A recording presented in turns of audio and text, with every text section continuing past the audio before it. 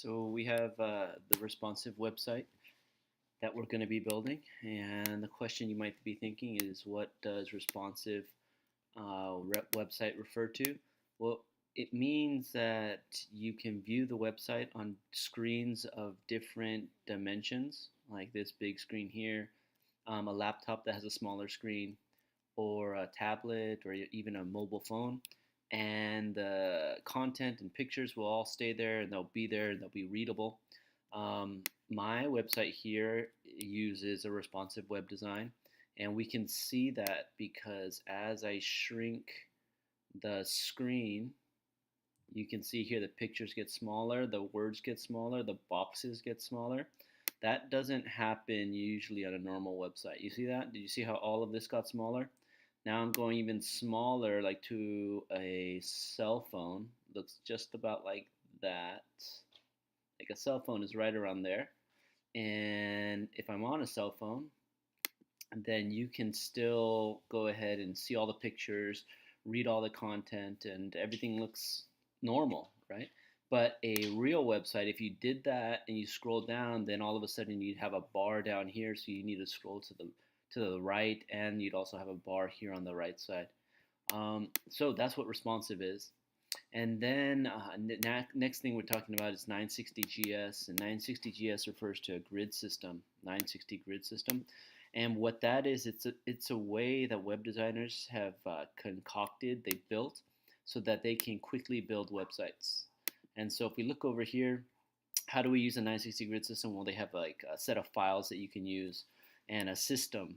But you kind of got to know what it is. And so you could see this website here was built using the 960 grid system. What they do is they split up the screen into 16 columns, right?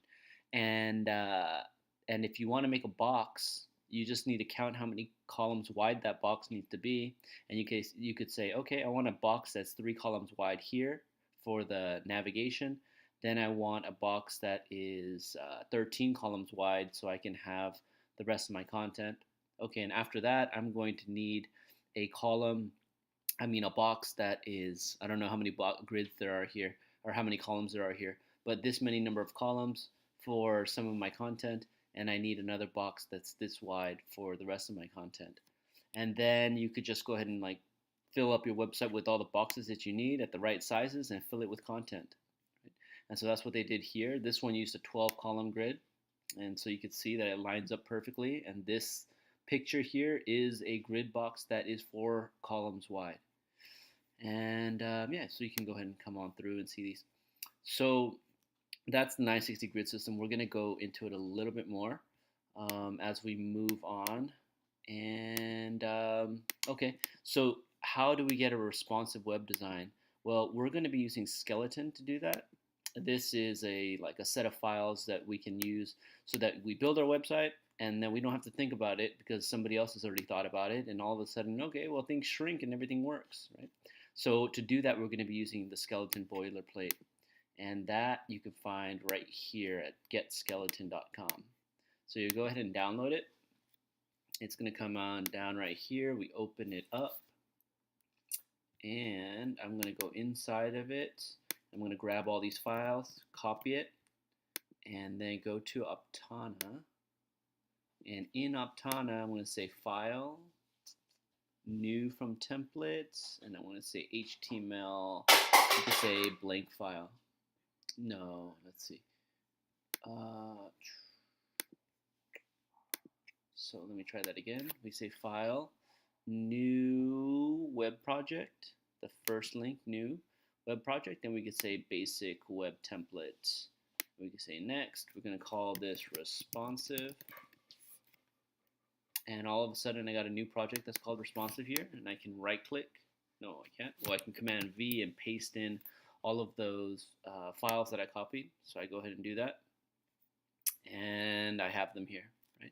And so if you look into the CSS file, the folder, you can see that there's normalize and there's skeleton. We're not going to touch these guys. These are what make the website grow and shrink nicely. And then we have an images folder where you can put all your images, and we have an index page. Okay, So we need to, first of all, add a style sheet to this CSS file.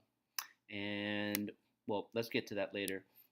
Here I'm going to open up the index.html. And you can see there's all this stuff. We'll put the title of our web page here. And, yeah, we'll go ahead and preview it. So let's go ahead and hit run and say run. And we get this. And that is the first step to getting going with a responsive website.